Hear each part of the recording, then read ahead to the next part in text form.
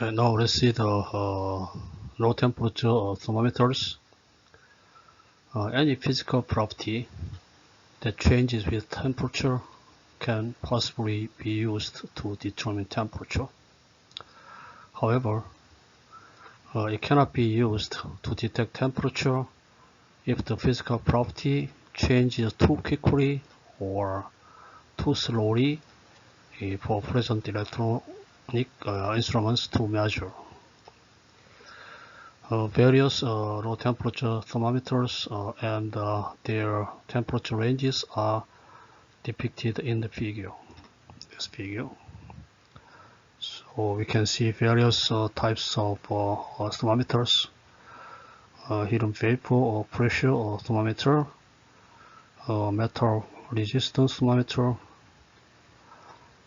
and carbon resistance thermometer, paramagnetic susceptibility thermometer, and nuclear susceptibility thermometer. Okay. So temperature range for helium vapor pressure in this range, and the metal resistance thermometer, and the carbon resistance thermometer in wide range of temperature,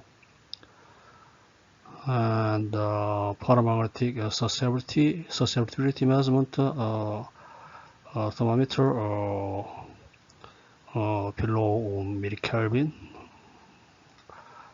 and nuclear susceptibility measurement thermometer.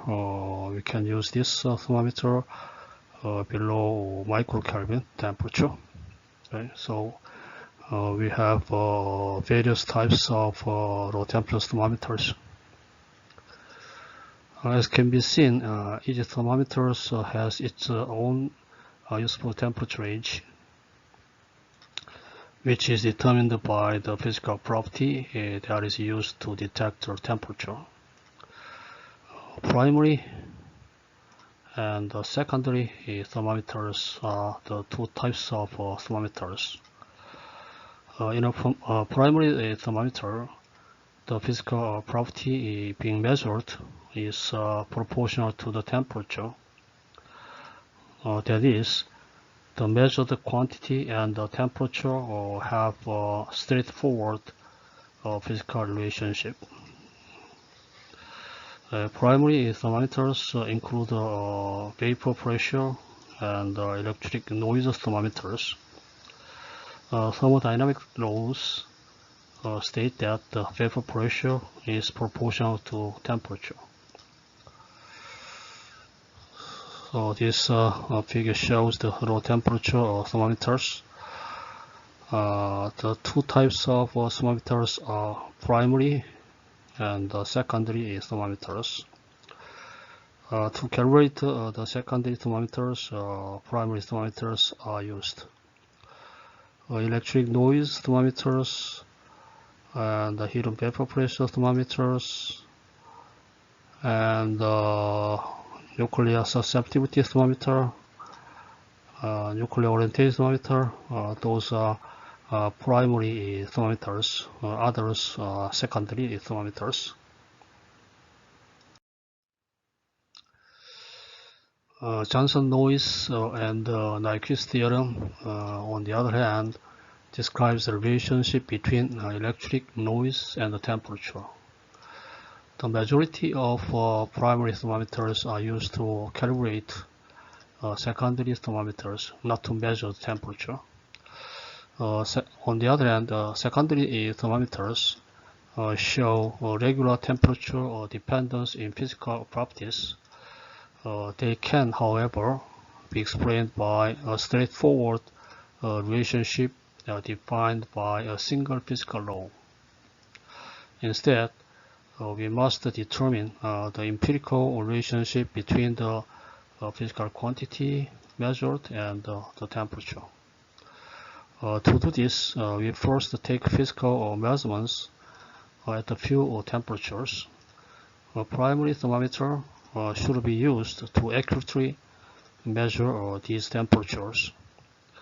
The primary thermometer can then determine the exact temperatures of the physical quantities of the secondary thermometer at these temperatures. We can establish an empirical relationship between the physical quantity and the temperature using these data. Once we have established this empirical relationship, we may use it to determine the temperature of the specific physical quantity of the secondary thermometer. Let's first see the vapor pressure thermometer. The vapor pressure is the pressure of the vapor when vapor and liquid coexist. The following is the its temperature dependence. This equation. The above equation is obtained from Clausius-Clapeyron equation using the assumption that latent heat L is temperature independent. The vapor pressure decreases logarithmically with the temperature. Figure shows the temperature dependence of the vapor pressure in the liquids helium-3 and helium-4. So temperature dependence of vapor pressure for helium-3 and helium-4. The vapor pressure of helium-3 is substantially higher than that of the helium-4, as can be seen. This is log scale. Both axes in the figure are log scales. The useful temperature range of helium-3 and helium-4 vapor pressure thermometer is determined by the sensitivity of the pressure measurements apparatus. It is possible to utilize helium vapor pressure thermometers with a temperature range of 0.2 to 0.6 Kelvin. This figure shows the pressure of vapor in a mixture of vapor and liquid is referred to as vapor pressure. Helium-3 is more volatile than helium-4, as can be shown.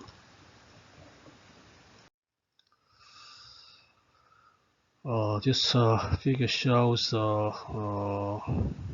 helium vapor pressure thermometer. We can determine the temperature by measuring the capacitance in the thermometer instead of directly measuring the vapor pressure as shown in this figure. So that is capacitor plates, space between two plates depends on the temperature. The helium-3 chamber has one of the capacitor plates welded to it. So inside here, helium-3 liquid and vapor coexist, and this welded to one of the capacitor plate. The helium-3 liquid and the vapor coexist inside the chamber, this chamber. As the temperature inside the chamber changes, so does the vapor pressure. The spacing between the two capacitor plates changes when the vapor pressure changes. So pressure changes, then the distance between two plates changes, this diaphragm. As a result, the capacitance can be used to determine the temperature. This capacitance thermometer has a very high sensitivity. The sensitivity of delta DLT can be as high as 10 to the minus 11. Next, let's see the resistance thermometer. Resistance thermometers use the temperature dependence of electrical resistance in metals or semiconductors to determine the temperature. The size of resistance thermometer is similar to that of transistor, so very small. the resistance thermometer's temperature range is extremely wide, and its reproducibility is excellent. There is a commercial resistance thermometer available with a minimum measurable temperature about millikelvin. Due to these features, resistance thermometers are frequently employed as secondary thermometers. First, let's see the metal resistance thermometers. Metal's resistivity, which is the inverse of conductivity, is written as this equation. Here M is electron mass, and N is number density of electrons per unit volume, and E is electron charge, and tau is the relaxation time, which is the amount of time it takes for the electron's drift velocity to stabilize at the applied voltage.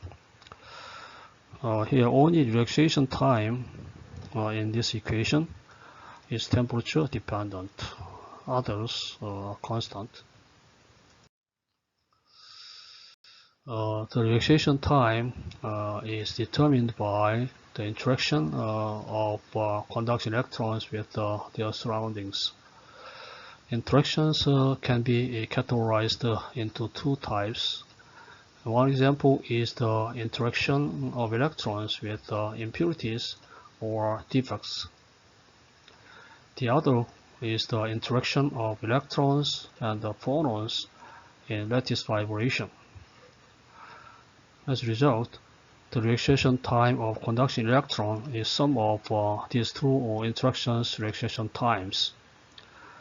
This can be expressed as this equation. The interaction of electrons with impurities and phonons has the relaxation times of Ti and T phonon respectively in this equation. As a result, the resistivity in the equation is rewritten as follows. This equation. Since the number density of impurities does not change with the temperature, so tau I is temperature independent. The temperature dependent interaction between electrons and phonons causes tau phonon to be temperature dependent. The behavior of phonon resistivity in metals varies depending on the temperature ranges. These temperature ranges are defined by Debye temperature, which is defined by this equation. To begin, the phonon's resistivity is calculated as rho phonon is proportional to temperature for this temperature range. Temperature is larger than the Debye temperature, then resistivity is proportional to temperature. On the other hand, temperature is less than the Debye temperature. In that case, less than the temperature at which phonons are still excited. The resistivity is given by equation proportional to temperature fifth. Third, the resistivity of phonons disappears at very low temperatures where phonons are not excited. For most metals, this range corresponds to a temperature of less than 10 Kelvin. As a result, impurities are the sole cause of resistance in this low temperature range. Impurity resistivity is temperature independent in this temperature range. So it's a constant at low temperature. The temperature dependence of resistivity for various pure metals is shown in the figure. As can be seen, metal resistivity follows the temperature dependence described above. We already described the resistivity behavior in various temperature range. The resistivity appears to be temperature independent below roughly 10 Kelvin here. In this temperature range, we have only impurity resistivity. Impurity resistivity is temperature independent, constant, so does not change as function of temperature. As temperature rises, numerous interactions between electrons and photons arise, complicating the temperature dependence of resistivity. This reason, the resistivity is linearly proportional to temperature above the desired temperature. This reason, the metal resistance thermometers has a temperature range of over 10 Kelvin. However, if magnetic impurities are added to the metal, the lower limit can be further reduced. So that at this metal thermometer below 10 Kelvin, only we have impurity resistivity is a constant, so we cannot use this thermometer below 10 Kelvin. But this 10 Kelvin limit can be reduced if magnetic impurities are added to the metal. So lower limit can be further reduced. This is because even if the resistivity due to photons disappears below 10 Kelvin, the resistivity due to electron impurity interaction appears. Or if we add magnetic impurity to the metal, the interaction between electrons and the magnetic impurities is affected by temperature. Toward the lower limit of rhodium metal thermometers with 0.5% iron magnetic impurities, for example, is around 0.1 Kelvin.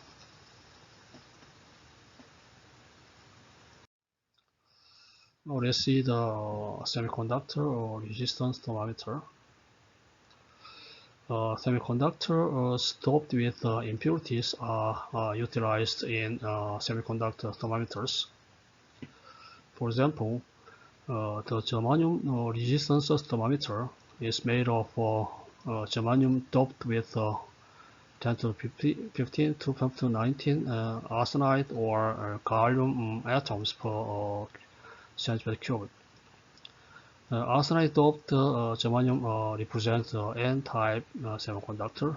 On the other hand, gallium doped germanium is P-type semiconductor. Semiconductor resistance exhibits three distinct behaviors depending on the temperature ranges.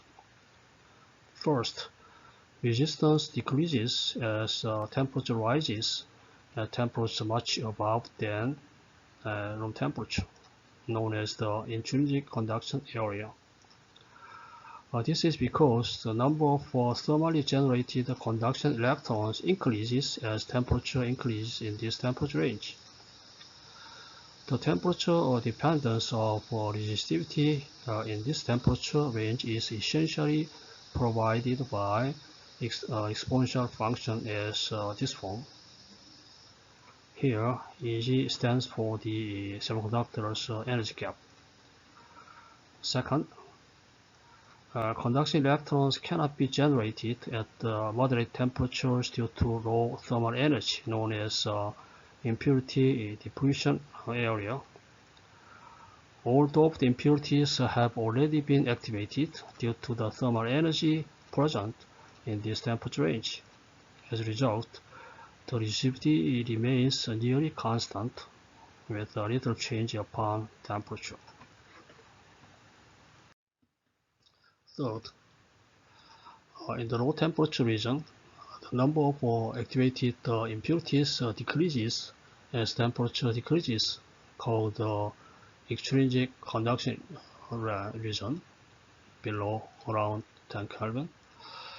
The resistivity in this low temperature range is expressed as this equation. The energy level of the impurity donors or acceptors in doped semiconductor is represented by EIM. The resistivity of the doped semiconductor increases logarithmically as the temperature drops below 10 Kelvin as seen in the above equation. As a result, it is suitable for a low temperature thermometer. Below 30 millikelvin, however, the resistance becomes too high, making the semiconductor thermometer useless. The thermometers made of germanium and carbon are widely used. Carbon, on the other hand, is not a semiconductor, but it behaves like a semiconductor when carbon powder and adhesive are mixed and annealed. That's the behavior of resistivity as function of temperature again. This figure shows the electron concentration as function of temperature. Okay. Above room temperature, the thermal energy is much more than the energy level difference between the conduction band and the donor level for N-type semiconductor. Therefore, all of the impurity atoms are excited to the conduction band. However, the conductivity increases with temperature since thermal energy can excite electrons in the valence band to the conduction band, so other than impurities. This region is called the intrinsic range. That's intrinsic range. So number of electrons increases as function of temperature. So the conductivity is increasing. Accordingly, the resistivity decreases as function of temperature in this temperature range. We have more conduction electrons in this region, so resistivity decreases as temperature increases. Now let's see the extrinsic saturation range here in this range. In this range, all the impurity atoms are excited to the conduction band due to the thermal energy in this range, similarly to the intrinsic range. However, thermal energy is insufficient to excite electrons from the valence band to the conduction band from other atoms. Thus, in this temperature range, the conductivity becomes constant. So only conduction electrons are given by the impurities. So all impurities are excited. No other extra electrons are excited from other atoms by thermal energy. So number of conduction electrons is constant, so we have constant conductivity, and also we have the constant resistivity. So the conductivity becomes constant. Accordingly, the resistivity also remains constant. Now at this low temperature range, the freeze-out temperature range, as temperature decreases in this range, the thermal energy reduces below the energy difference between the donor level and the conduction band. So not all impurity atoms can be excited by thermal energy. The impurity atoms are therefore difficult to excite to the conduction electrons. Accordingly, as temperature drops, the number of electrons involved in electrical conduction also drops. Thus, electrical conductivity decreases as a function of temperature. Accordingly, the resistivity increases as a function of temperature in this temperature range. So we have smaller conduction electrons. Number of conduction electrons decreases as function of as the temperature decreases. So conductivity decreases and resistivity increases in this temperature range.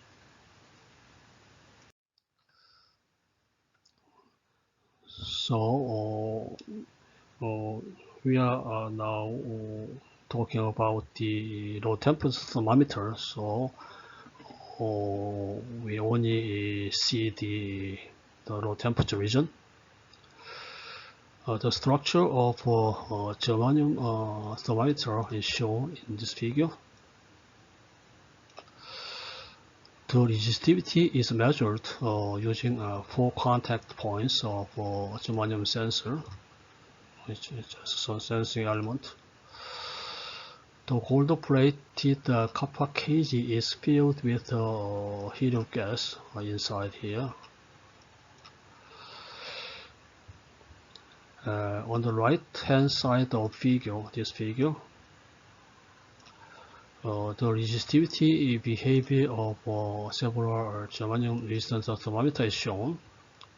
So as temperature decreases, resistivity increases. Resistance increases as temperature decreases. The last number in the model name. So this last model name is here, 30 and 250. Indicates the resistance in ohms at 4.2 Kelvin. Various types are commercially available for use in temperature range of 0.05 Kelvin to 100 Kelvin. The germanium resistance thermometers have a high level of reproducibility and stability. Above 1 Kelvin, the empirical fitting function described below is often used. This function is empirical temperature function. R is the resistance and T is temperature. The coefficient ANs are determined empirically using the resistance data. As the temperature drops, fewer excited impurities are available to act as conducting carriers, which causes the resistivity to rise logarithmically. As a result, as can be seen in the figure, semiconductor resistivity significantly rises as the temperature decreases, shown here.